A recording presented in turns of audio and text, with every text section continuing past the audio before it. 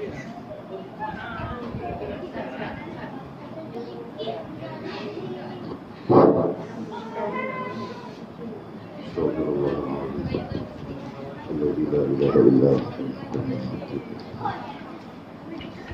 salli wa sallim wa barik ala sayyidina wa ala alihi wa sahbihi fi kulli lamhatin wa nafasin adada ma wasi'ahu. Bismillahi ma sya Allah, bismillahi ma sya Allah, bismillahi ma sya Allah. Wa ma lam yasha' lam yakun, la hawla wa la quwwata illa billahi al-'aliyyil 'azim.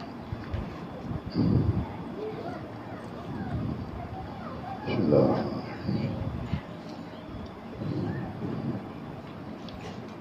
Bismillahirrahmanirrahim. Ana aqra'u kitab Al-Fath Ar-Rabbani Al-Fadil Syekh Abdul Qadir Jailani rahimahullah ta'ala, nafa'ana Allah bi'ulumihi wa bi kitabihi fid darain. Allahumma amin. Amin amin ya rabbal alamin. Wa ba'du, qala musannifu rahimahullah ta'ala. Dengan demikian maka sudah pastilah, situ kan? Itu sambung. Hal ini. Hah? Hal ini telah berlaku. Oke. Nanti dari situ. Dengan demikian maka sudah pastilah ketakwaannya dan hilang daripadanya segala keburukan, serta tiada kebergantungan kepada makhluk. Hal ini telah berlaku kepada Nabi Ibrahim Khalilullah. Baginda telah terlepas daripada kongkongan nafsunya dan baginda hidup dengan tenang, bebas daripada pengaruh nafsu yang sentiasa mendorong manusia kepada melakukan kejahatan. Ketika jiwanya telah tenang, datanglah kepadanya berbagai jenis makhluk yang menawarkan bantuan dan pertolongan. Ketika itu baginda menjawab, "Aku tidak memerlukan pertolongan kamu sekalian. Dia, yakni Allah, mengetahui keadaanku dan memenuhi segala permohonanku." Kerana penyerahan dan ketakwaan baginda yang tidak berbelah bagi itu, maka Allah Subhanahu wa ta'ala berfirman kepada api. Katanya, "Qulna ya naru kuni bardan wa salaman ala Ibrahim." Artinya, berkata kami, "Wahai api, menjadi dinginlah engkau dan selamatlah engkau terhadap Ibrahim." Surah Anbiya ayat 69. Allah memberi pertolongan kepada orang yang sabar bersamanya di dunia tanpa batas. Sementara di akhirat pula ia akan dianugerahkan dengan kenikmatan tanpa batasan. Sesuai dengan firman-Nya yang berbunyi, A'udzubillahi minasyaitonirrajim. Innama yuwaffas sabiruna ajrahum bighairi hisab. Artinya, sesungguhnya hanya orang-orang yang bersabarlah yang diganjarkan dengan pahala mereka tanpa batasan. Az-Zumar ayat 10. Tiada samar bagi Allah. Segala sesuatu yang ditanggung oleh orang-orang yang menanggung kerananya. Bersabarlah seketika bersamanya, sementara kamu telah melihat kelembutannya, dan dia telah memberikan kenikmatannya bertahun-tahun lamanya. Keberanian adalah sabar untuk seketika. Allah Subhanahu wa ta'ala berfirman, "Innallaha ma'as sabirin." Artinya, sesungguhnya Allah bersama orang-orang yang sabar. Surah Al-Baqarah ayat 153. Oke, kita sambung pengajian kita, muzakarah kita pada majlis pertama. Dan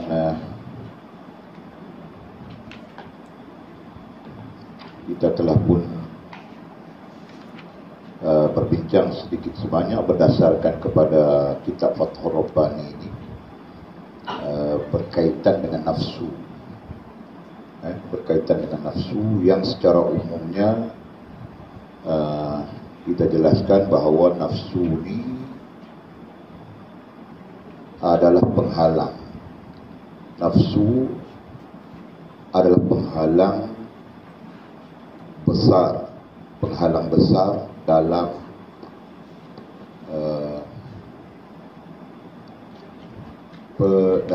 dalam kesempurnaan hubungan kita dengan Allah Subhanahu wa taala.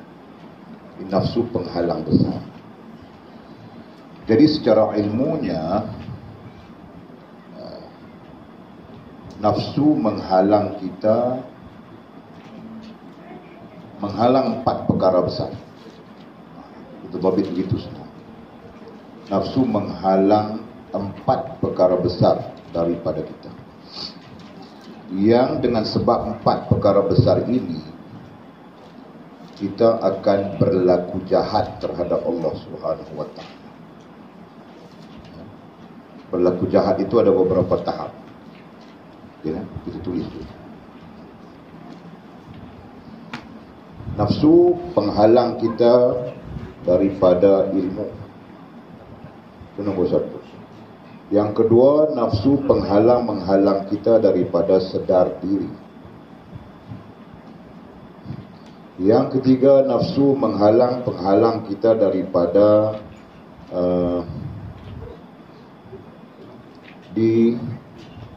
diterima oleh Allah. Ini ahli bahasa sikit daripada pelajaran kita dalam Futhul Ghaib. Dan yang keempat, nafsu menghalang kita dari sempurna hubungan dengan Allah Subhanahu wa taala. Yang apabila ini semua tidak berlaku, menyebabkan kita jadi jahat.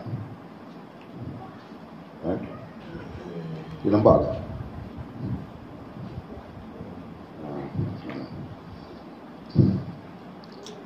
Sebab kita sedang menuntun tahap yang berbeza, tahap pemahaman yang berbeza, jadi kita kena tulis keseluruhannya.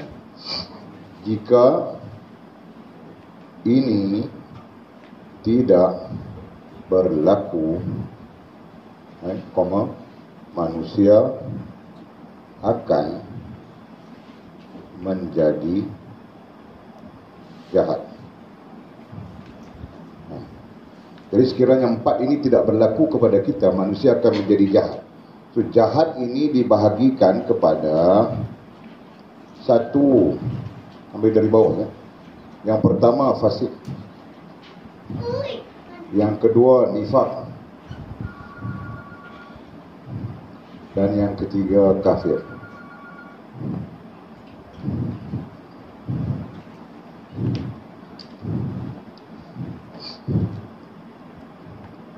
Okey. Nafsu kita strukturkan dia dalam bentuk yang macam ni. Okey, nafsu yang jahat itu dibahagikan kepada 3. 1 badaniyah, nafsu badaniyah. Kedua nafsu syahwiyah, dan yang ketiga nafsu haiwaniyah. Di mana nafsu ini akan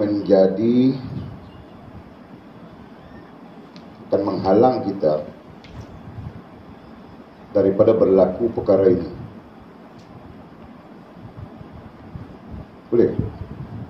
Bolehkah struktur mudah macam ni?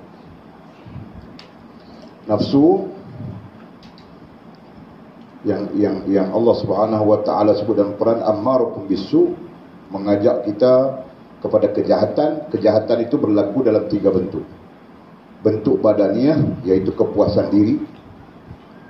Bentuk syahwiyah, iaitu menginginkan kepada pasangan atau berlainan jantina. Dan yang ketiga, menguasai orang lain. Dia berkembang dalam bentuk ini. Dan nafsu ini juga kemudiannya bertindak menghalang kita daripada 4 perkara. Dia menghalang kita daripada ilmu, sampai-sampai kita jahil terus, kan? Dia menghalang kita daripada sedar diri, sampai-sampai kita tidak sedar diri, sombong dengan Allah Subhanahu wa taala, sombong dalam kehidupan ini, kan? Kemudian dia menghalang kita daripada Allah menerima diri kita. Jadi dihasut, diracun kita supaya kita menyeleweng daripada Allah Subhanahu wa taala, kan? Dan yang keempat, dia menghalang kita daripada sempurna hubungan dengan Allah Subhanahu wa taala. Okey, ini nafsu. Dan jika ini tidak berlaku, manusia akan menjadi jahat. Kalau ini tak berlaku, 4 perkara ini tak berlaku kepada kita, manusia akan jadi jahat.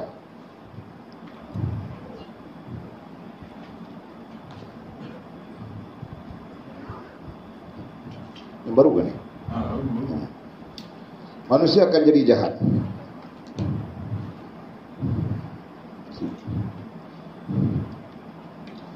Mata kecil. Okey, manusia akan jadi jahat.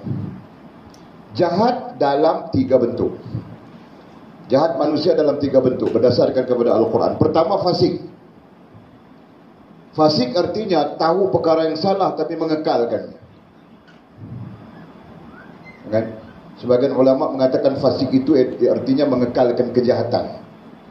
Tapi secara ilmiah, fasik itu adalah mengetahui salah dan mengekalkan kesalahan itu. Itu fasik. Yang kedua, jahat yang kedua, nifak. Nifak artinya berpura-pura. Berpura-pura baik, berpura-pura taat. Nifak secara ringkasnya. Dan yang ketiganya kafir. Kafir artinya bercanggah. Kafir artinya bercanggah dengan Allah, Rasul. Itu secara mudah. Jadi manusia apabila tidak berlaku 4 perkara ini pada dia, tak berlaku ilmu, tak terlibat dengan ilmu, tak sedar diri, Allah tidak terima diri, tak sempurna hubungan dengan Allah, maka itu adalah jahat. Dari segi kerohanian, manusia itu disebut sebagai jahat. Mana jahat? Dia derma sana, derma sini, cuma dia tak semayang saja. Ini pertimbangan kita. Cuma dia tak semayang saja, tapi dia bagus, sedekah, dia tetap jahat di sisi Allah Subhanahu wa taala. Boleh faham ya? Kan? Jadi jahat itu kemudian dibahagikan oleh Al-Quran dengan 3 perkara, 3 jenis. Pertama, jahat yang disebut fasik, iaitu tahu perkara salah, tahu perkara dosa dan sebagainya, tetapi berterusan melakukannya, kan? Faktor yang menyebabkan jadi fasik ini tidak ada sedar diri. Okey. Yang kedua, jahat nifak kita sebut tadi. Apa istilah kita tadi? Pura-pura baik. Okay? Itu istilah mudah untuk kita faham. Pura-pura baik. Kalau pura-pura baik dengan manusia pun kita sebut manusia ini nifak, manusia ini munafik, apalagi dengan Allah Subhanahu wa taala. Okay? Dan yang ketiga, kafir.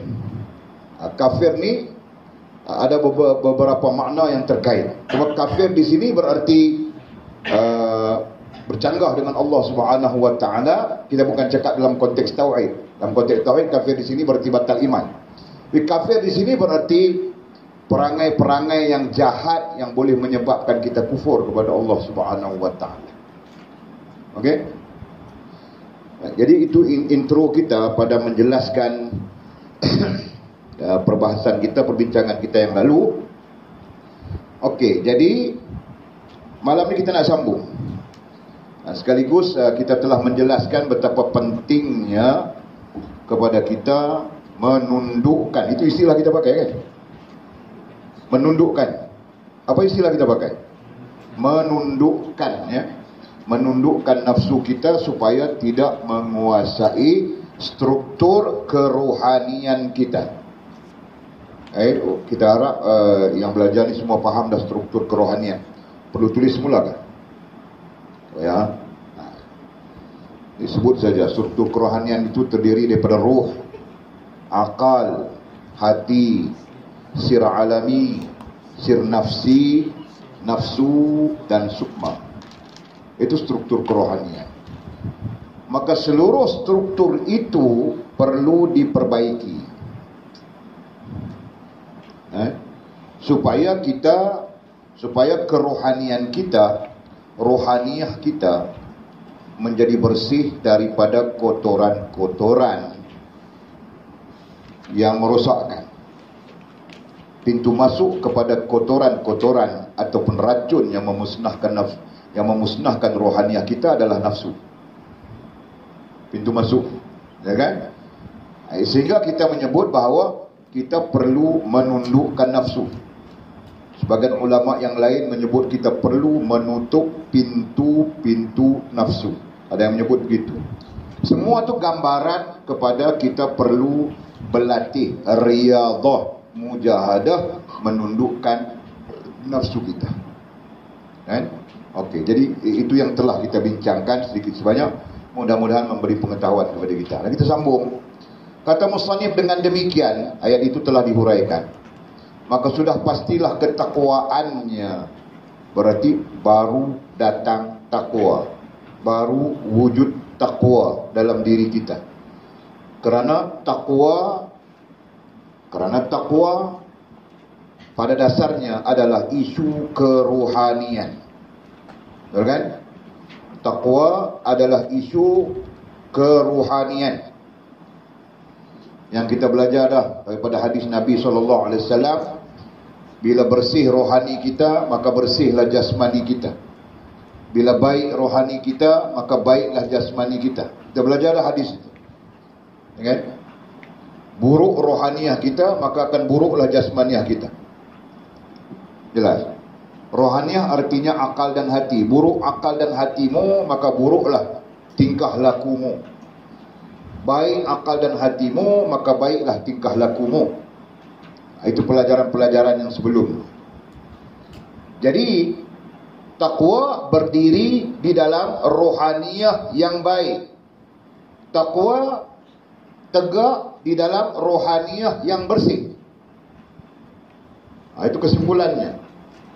Selama mana rohaniyah kita tidak bersih, maka tidak tertegak, tidak berdiri takwa. Yang berdirinya taqwa. Taqwa tak berdiri. Ya.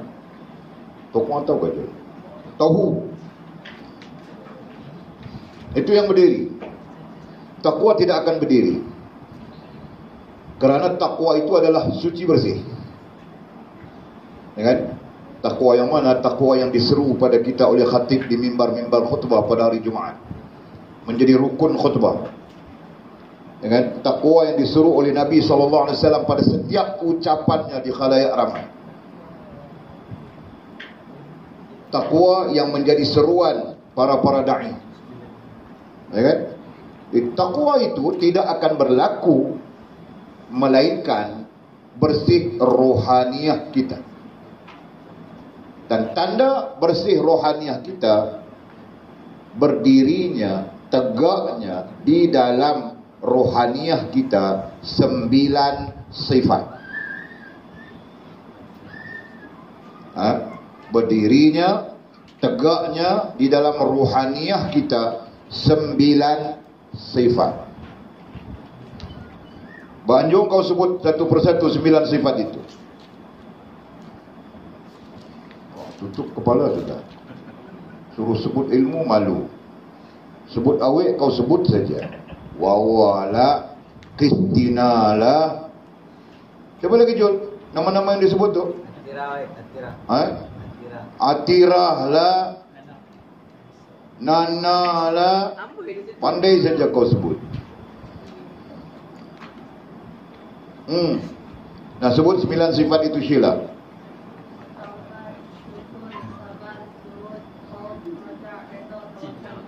InsyaAllah pandai. Ada yang mau menantu kah?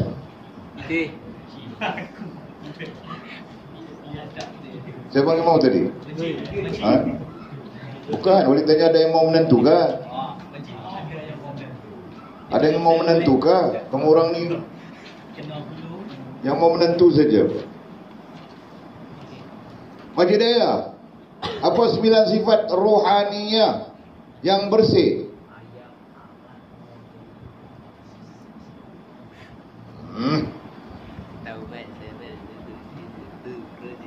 Macam mana nak offer jadi menantu?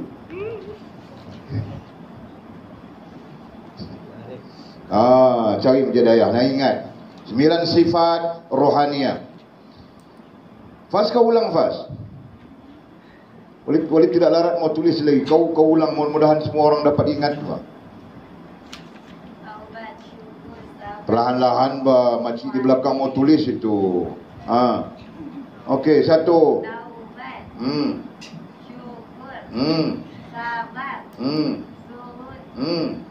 Khauf, raja, redha, tawakal, mahabbah.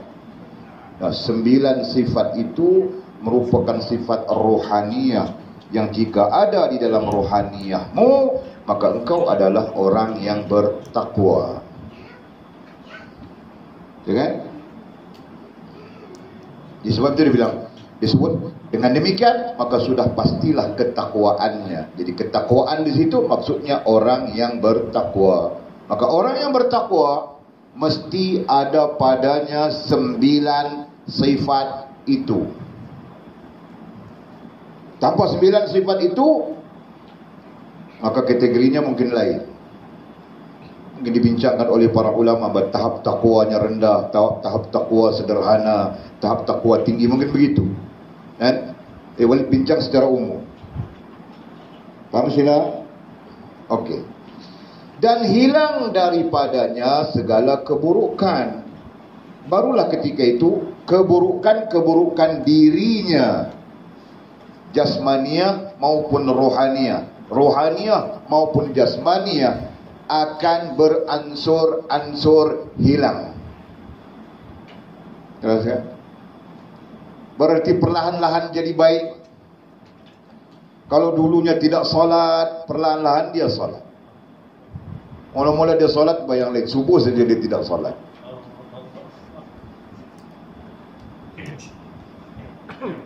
Jangan ada yang pedas, Pak. Boleh contoh saja. Perlahan-lahan dia tinggalkan, Pak. Menguratnya itu dia tinggal. Dia tidak bilang handsome lagi pada dia. Dia bilang aku hamba Allah. Aku takut pada Allah. Kan?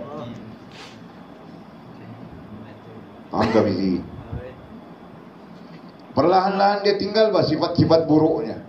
Apa saja yang diterjemahkan oleh akal dan hatinya sebagai buruk, maka ketika itu dia akan tinggalkan.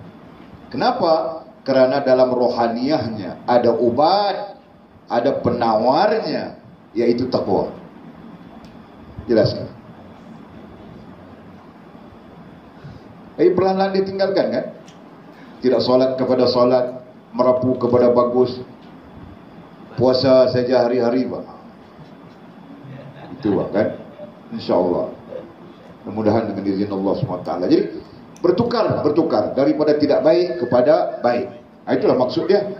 Dan hilang daripadanya segala keburukan. Artinya apa? Artinya apabila ada takwa di dalam dirimu, maka keburukan-keburukan dalam dirimu akan terhapus. Jelas di situ. Maka sebab itu diseru kita dengan bertakwa. Makna secara tafsirnya adalah bebaskan dirimu daripada keburukanmu dengan Allah Subhanahu wa taala. Jelas ya? Okey. Serta tiada kebergantungan kepada makhluk, serta tiada kebergantungan. Kebergantungan ini sebagai tafsiran kepada raja, mengharap.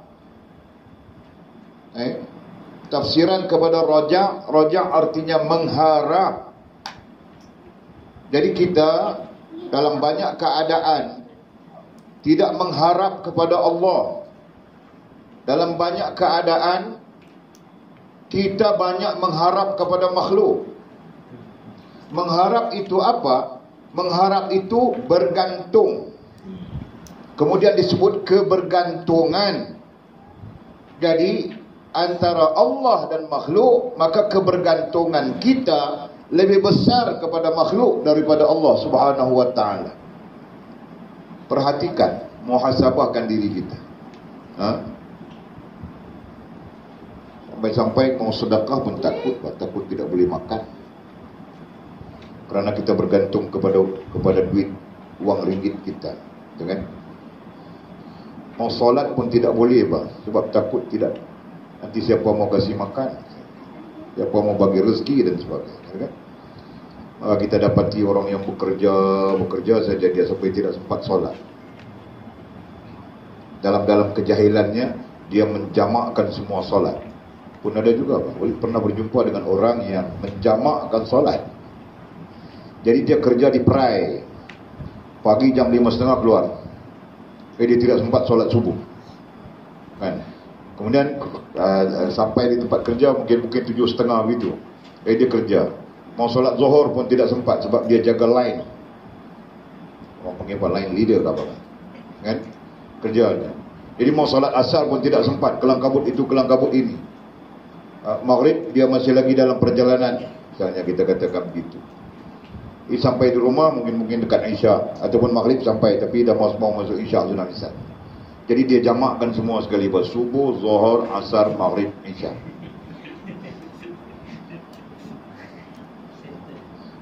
Jadi pernah berjumpa dengan orang macam itu, Masya Allah, kan? Itu faktor kejahilan, kan? Faktor kejahilan. Jadi persoalan besarnya adalah kenapa begitu bimbang, takut, putus rezeki dan sebagainya.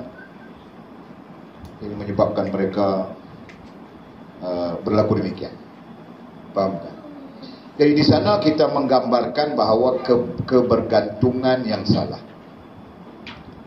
Jadi di atas perspektif pengajian kita, selama mana kita tidak menundukkan nafsu kita, maka nafsu ini akan membawa kita kepada pergantungan yang salah. Jelaskan? Nafsu akan membawa kita kepada kebergantungan atau pergantungan yang salah. Kerana pergantungan yang benar pada hakikatnya adalah Allah Subhanahu wa taala. Itu yang kita baca di dalam surah Fatihah itu sendiri, kan? Iyyaka na'budu wa iyyaka nasta'in. Hanya padamu ya Allah kami sembah, kami abdikan diri, dan hanya padamu kami minta tolong. Minta tolong bila ditafsirkan adalah makna berharap. Makna minta tolong dalam tafsir, dalam kitab-kitab tafsir, sila lihat, diberikan makna berharap. Jadi perkataan nasta'in, kami minta tolong, itu artinya kami berharap. Dan dalam tafsiran yang lebih halus, kami berharap itu maknanya kami bergantung. Maka sebab itu tidak salah. Iyyaka na'budu wa iyyaka nasta'in, hanya padamu ya Allah kami sembah dan kami bergantung. Hanya padamu ya Allah kami sembah dan kami berharap. Hanya padamu ya Allah kami sembah dan kami minta tolong. Tidak salah menurut para ulama tafsir pada memaknakan istilah itu. Faham tak? Sisi lain kita baca Allahus Samad, Qul huwallahu ahad, Allahus Samad. Perkataan Allahus Samad lebih memberi makna bergantung. Jadi hakikatnya kita dengan Allah perlu bergantung. Yang kemudian kita sebut perlu berharap, itu kan? Dan kemudian kita sebut perlu minta tolong. Jadi minta tolong kepada Allah. Dia Allah bilang apa? Allah sebut apa? Wa idzasta'anta fasta'in billah. Sekiranya engkau mau minta tolong, maka mintalah pertolongan Allah, ya kan? Jadi kita nak sebut kata pada hakikatnya kita dan Allah adalah pergantungan mutlak. Secara usulinya kita dah belajar dah, secara usulinya Allah dasar kita, ya, Allah, kemudian diri kita. Jadi apa yang menghubungkan kita dengan Allah di sini dalam soal yang kita bincang tadi adalah pergantungan. Pergantungan ini duduk di tengah-tengah antara kita dan Allah. Jelas?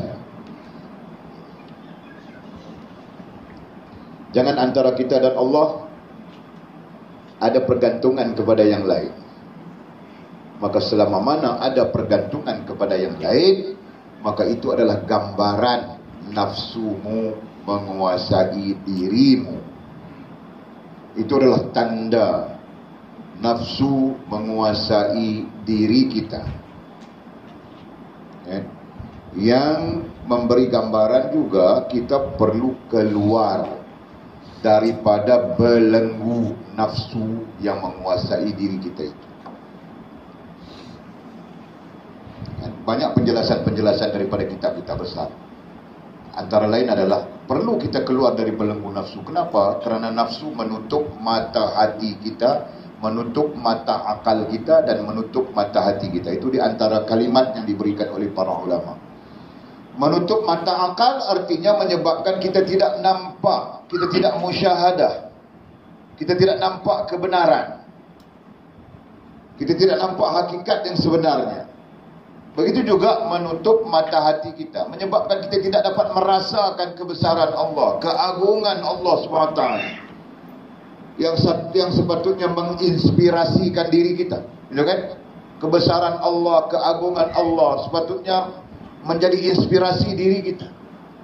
Tapi tidak. Sampai hari ini kita pun tak tahu khusyuk dalam sembahyang itu macam mana. Khusyuk dalam sembahyang satu hal lah.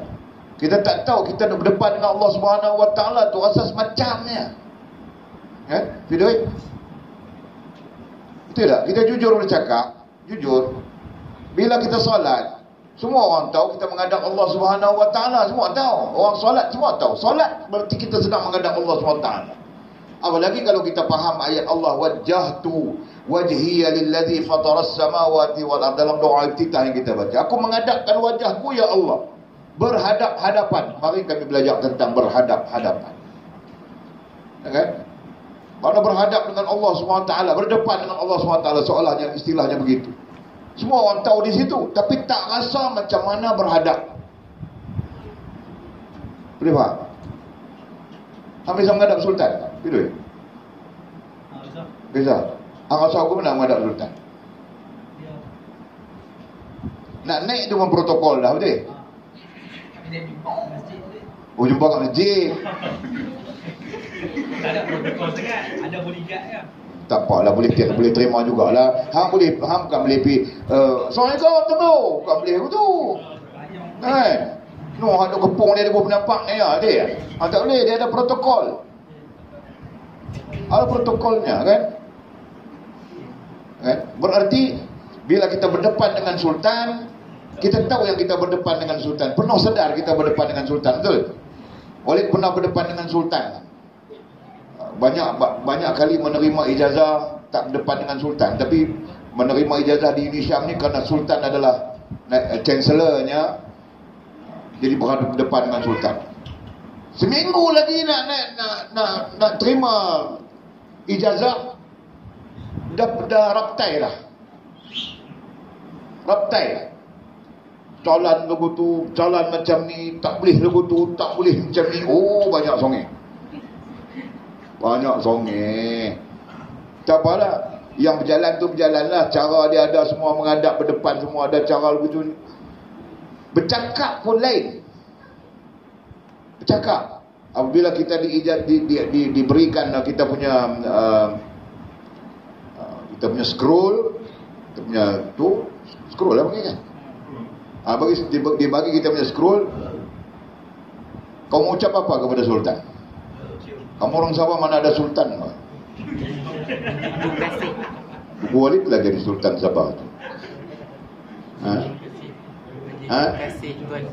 Menjunjung kasih. Dia tak boleh sebut terima kasih. Dia tak boleh sebut terima kasih. Bercanggah protokol. Dia kena sebut menjunjung kasih. Seminggu Walid berlatih, kamu orang tahu tak? Seminggu Walid berlatih menjunjung kasih. Jumpa mama pun menjunjung kasih. Jumpa ini pun menjunjung kasih. Tapi waktu terima scroll terlupa. Terima kasih juga. Tapi oleh sedar, tersilap, menjunjung kasih tuanku. Senyum saja Sultan. Dia mau kasih tahu protokol. Jelas kan? Jadi dalam arti kata yang mudah, ketika kita berdepan dengan seorang sultan, maka kita sedar kita sedang berdepan dengan sultan. Betul? Boleh paham gak itu? Boleh paham gak? Tapi ketika kita berdepan dengan Allah, apakah kita sedar kita sedang berdepan dengan Allah? Itu pertanyaannya. Jangan dijawab, tanya diri masing-masing. Fas bilang, saya sedar saya berdepan dengan Allah. Betulkah? Betul wali. Tapi dalam solat dia merayau saja kepalanya. Pergi ke Tawau lah, jumpa Budin Ketot, Usin Jongang mah, hilap orang. Tengah solat teringat telefon bah, memberontak saja dalam solat. Walid ambil telefon sudah, buat peraturan baru sudah, susah apa kami mau merontak saja dalam solat. Faham gak contoh? Dan kiaskan hal-hal yang lain. Faham sila? Dalam solat teringat ikan bakar saja, Allah Akbar, teringat ikan bakar. Mana tu?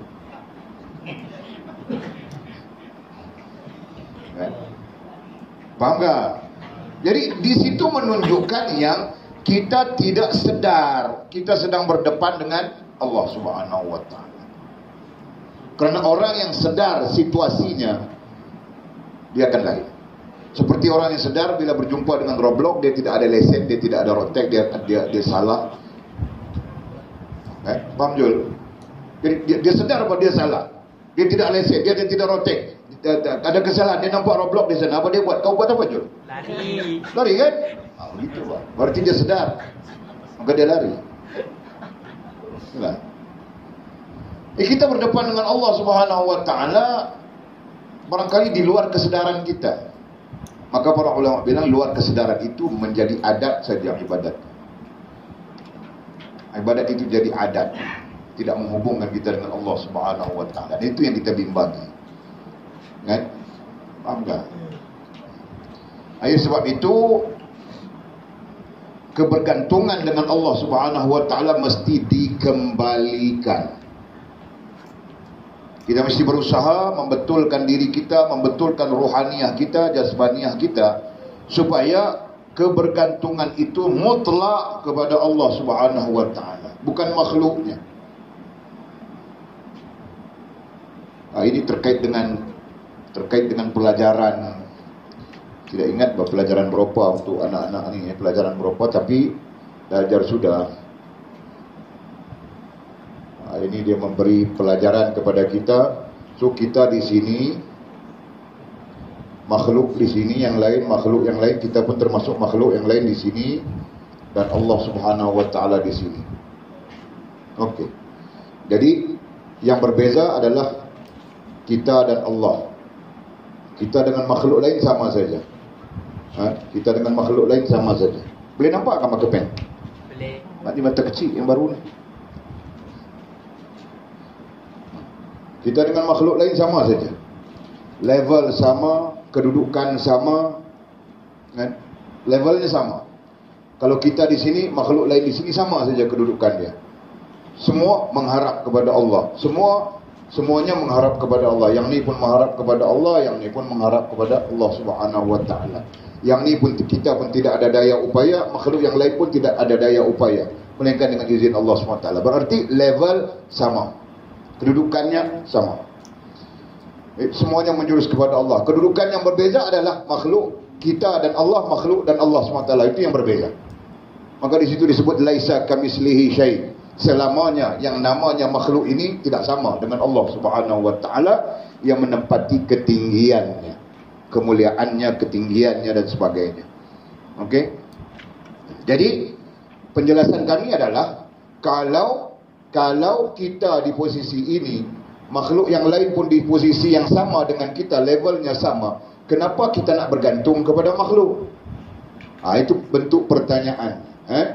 Kenapa kita yang berada di posisi sama saja dengan makhluk, kenapa kita nak bergantung dengan makhluk?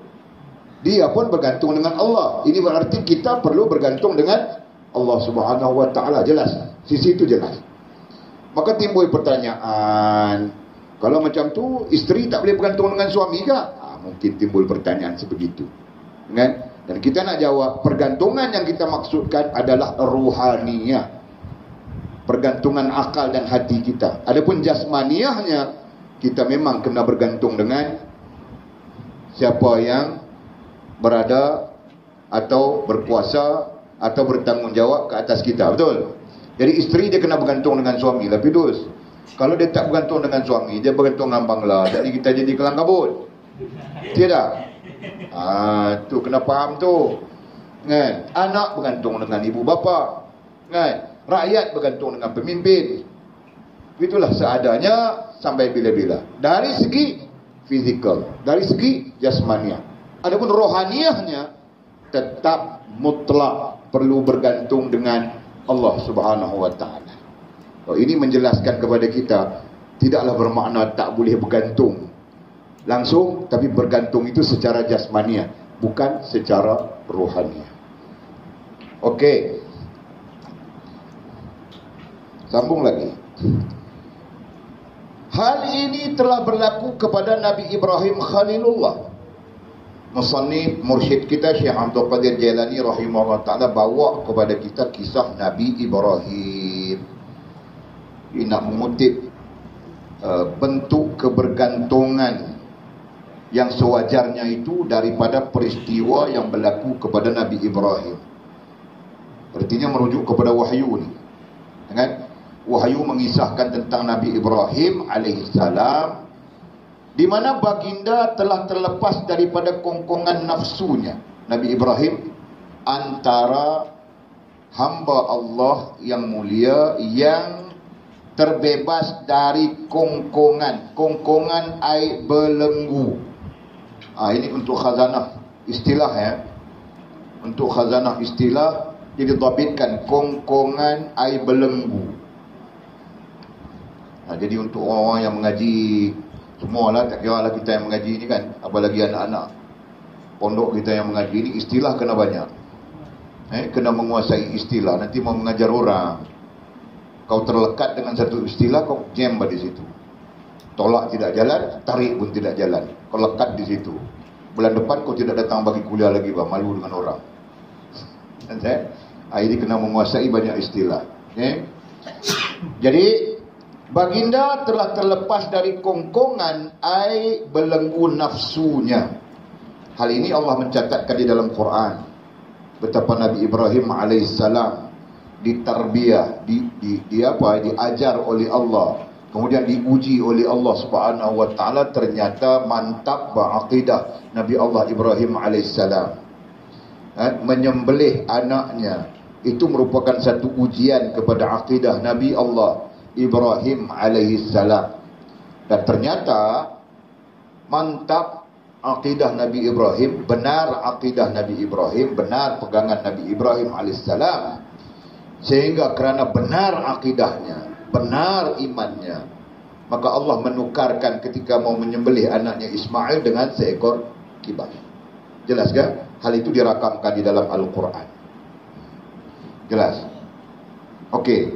Jadi baginda telah terlepas daripada kongkongan nafsunya. Dalam arti kata yang lain, dia tidak mengikut nafsu, dia mengikut Allah.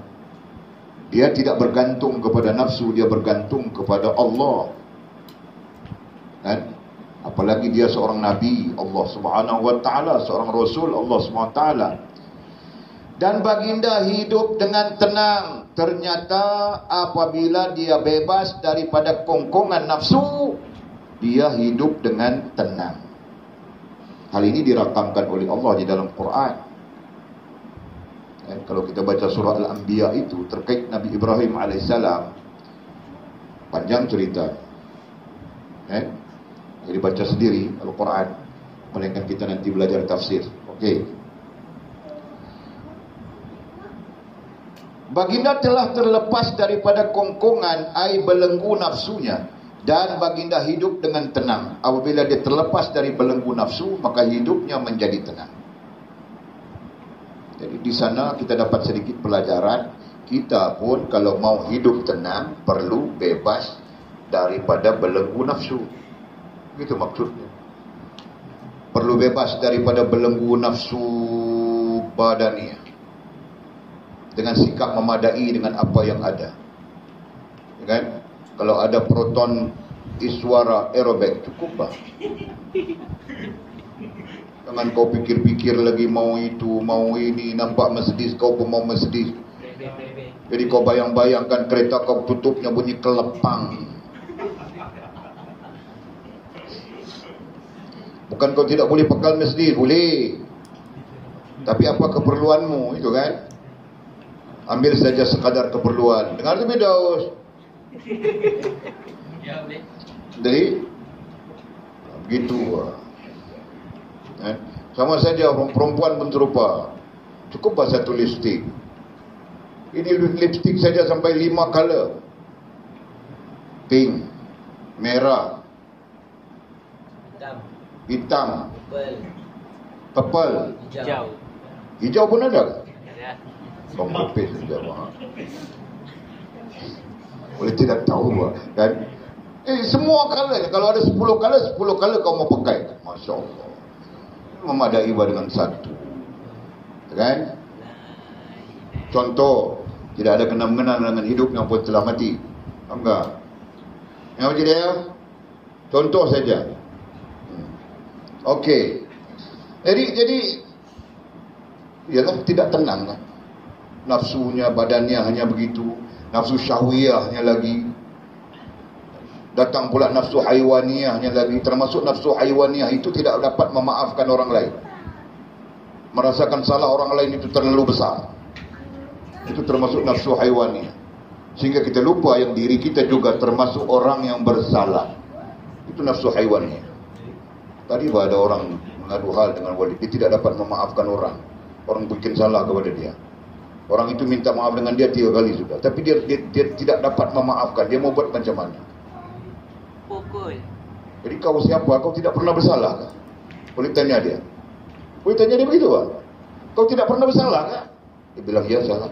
Jadi kalau kau bersalah orang memaafkan, maka sangat besar dosa kau. Jika orang bersalah pada kau, kau tidak memaafkan. Jelas kan?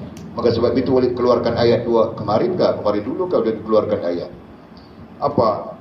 Buatlah kebaikan kerana Allah Maha baik padamu. Itu kan? Sebarkan, bukan buat. Sebarkan kebaikan kerana Allah Maha baik. Dan sebarkan kasih sayang kerana Allah Maha pengasih dan Maha penyayang. Hari ini datang soalan itu. Walid bagi ayat itu saja sama dia tadi. Ternyata dia masuk kepala apa? Kalau orang yang itu masuk kepala, kamu orang tidak masuk kepala, Walid tidak tahu mau buat macam mana lagi.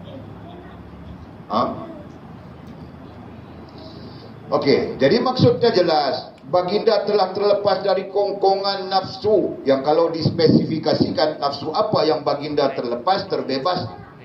Nafsu badaniah, nafsu syahwiyah dan nafsu haiwaniyah. Kan? Okey. Bebas daripada pengaruh nafsu. Di mana baginda Nabi Ibrahim alaihissalam bebas daripada pengaruh nafsu. Nah, di sana kita dapat satu lagi istilah pengaruh. Nah, itu yang selalu Walid cakap dengan kamu orangnya, cakap pengaruh makhluk, pengaruh benda, pengaruh hawa nafsu. Nah, itu bermakna dia.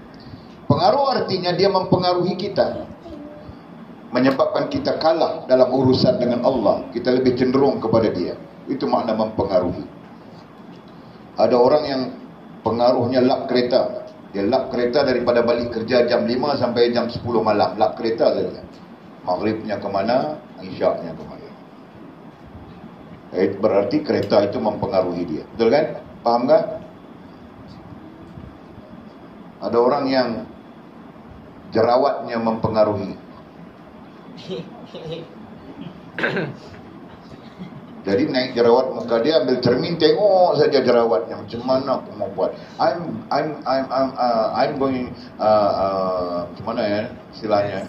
Dia mau jadi fairy tale. Aku mau jadi fairy tale, tengok saja cermin. Tapi ada jerawat, fairy tale tiada jerawat bah. Terbang dia saja. Ha? Kau senyum apa Anjo? Kau tidak boleh jadi seritil, Pak.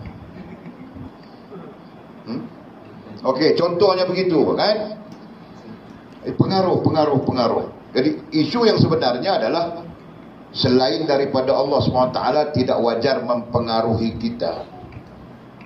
Yang sepatutnya mempengaruhi kita adalah apa-apa yang berkait dengan Allah SWT, kebesarannya ke, keagungannya ke, kemuliaannya, itu yang sebenarnya. Bukan apa yang sabit dengan nafsu. Di situ jelas. Jadi kalau kita ukur, kalau kita perhatikan diri kita, semua nafsu saja yang mempengaruhi kita, ya kan? Mau kereta besar-besar,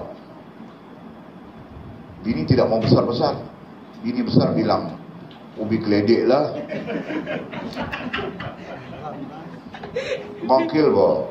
Kau jangan bilang ubi keledek, bah, marah orang.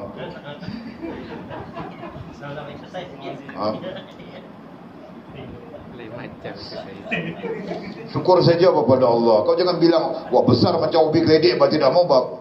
Jangan, bah.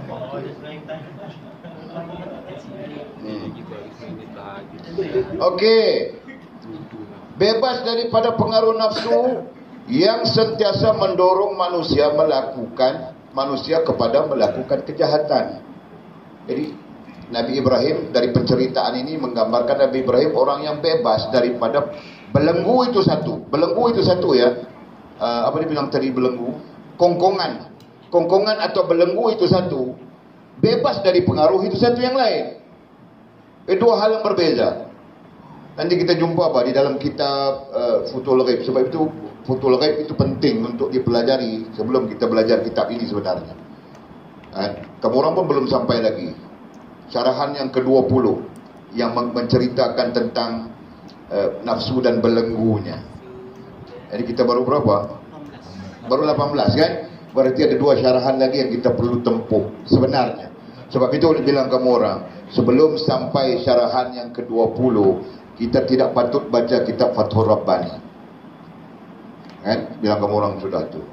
Tapi tidak apa, kerana ramai di antara kita ni yang pakcik dewasa-dewasa ini dan mengikutinya, dan oleh harap kamu orang perlahan-lahan mengikutinya. Okey.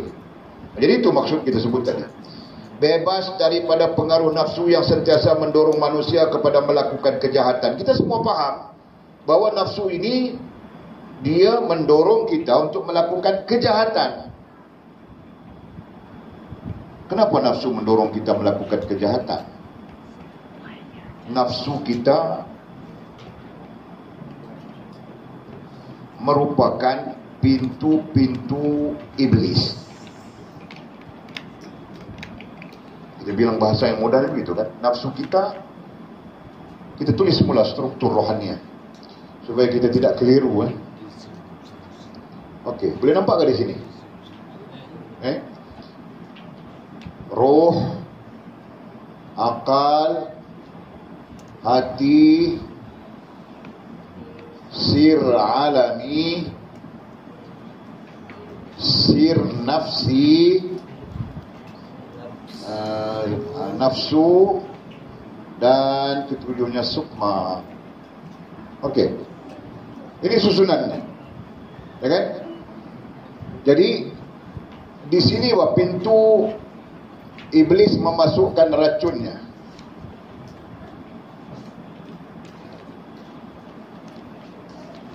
Sebab itu dalam perbincangan ilmiah, iblis tidak mengganggu akalmu, kan? Itu dalam perbincangan ilmiah.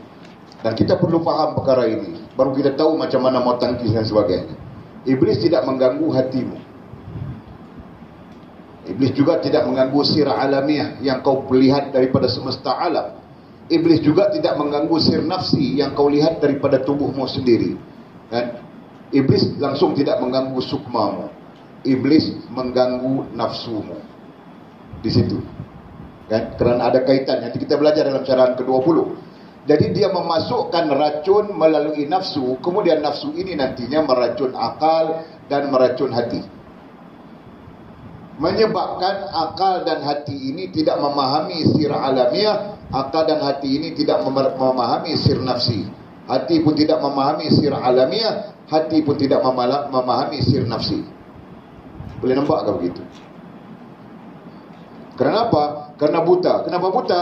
Karena diracun oleh iblis melalui nafsu. Faham tak? Akhirnya wujud struktur kerohanian. Akhirnya struktur kerohanian kita terbina. Dalam perjalanan hidup ini, struktur kerohanian kita terbina. Satu, nafsu di atas. Nafsu, akal, hati. Terbina struktur kerohanian sebegini. Belajar sudah tak? Kan?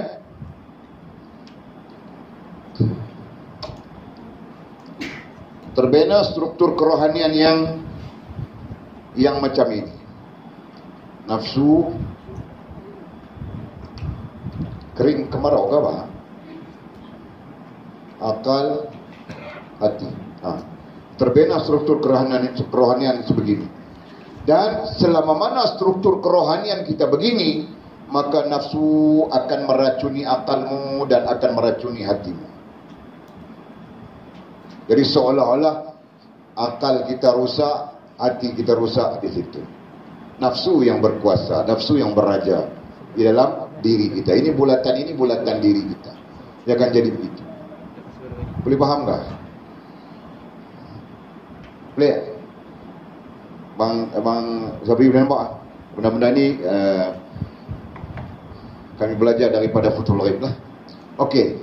Ini strukturnya. Maka secara umumnya apabila iblis berjaya menguasai nafsu kita terbelenggu. Terkongkong tadi. Dengan apa? Dengan selain daripada Allah Subhanahu wa taala. Dan dia menggunakan racun itu untuk meracun akal kita, meracun hati kita, menggelapkan sir alamiah dan menggelapkan sir nafsi, menyebabkan kita akhirnya tak nampak lagi dah. Yang kata kebesaran Allah, keagungan Allah, kita tak nampak lagi dah. Maka nafsu kita akan berkembang. So bila dia berkembang, berkuasa ke atas diri kita, struktur rohaniah kita akan jadi macam ni. Nafsu di atas, akal di bawah nafsu, dan hati di bawah akal. Maka di sanalah perlu kepada satu perjuangan, perlu kepada satu tindakan supaya merubah, apa istilah kita, menundukkan nafsu kita supaya struktur ini berubah kepada ini yang pertama dan datang struktur yang kedua. Kita cotekkan coret di sini. Struktur yang kedua. Macam mana? Dia mungkin berlaku akal di atas, nafsu di tengah, dan hati di bawah. Masih di situ. Ini satu perkembangan. Jadi dalam keadaan begini, akal kita masih boleh berfikir betul atau tidak betul nafsu kita. Faham tak? Jadi struktur begini. Dan struktur ketiga, akal, hati, dan nafsu. Maka ini di antara struktur yang tenang. Struktur rohaniah yang ketiga ini, apabila akal berada di atas, hati berada di bawah akal, nafsu berada di tempat yang paling bawah, maka inilah struktur rohaniah yang tenang. Sebagian ulama dia tak kata tenang di sini, dia kata radiyah.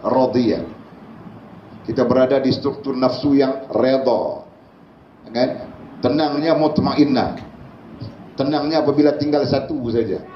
Tinggal hati saja. Akal pun bebas, nafsu pun terbebas, terlepas, tinggal hati saja. Sebab akhirnya dia akan tinggal dua.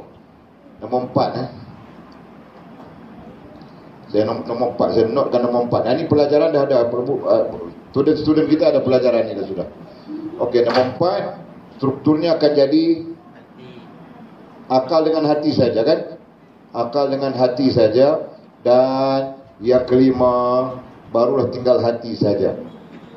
Maka ketika itu baru mutmainnah.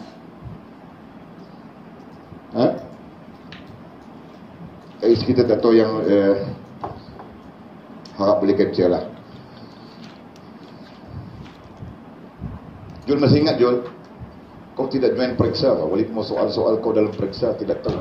Kau punya kealiman itu setahap mana boleh tidak tahu. Yang lain boleh tahu saja. Yang ikut periksa boleh tahu saja. Alimnya baru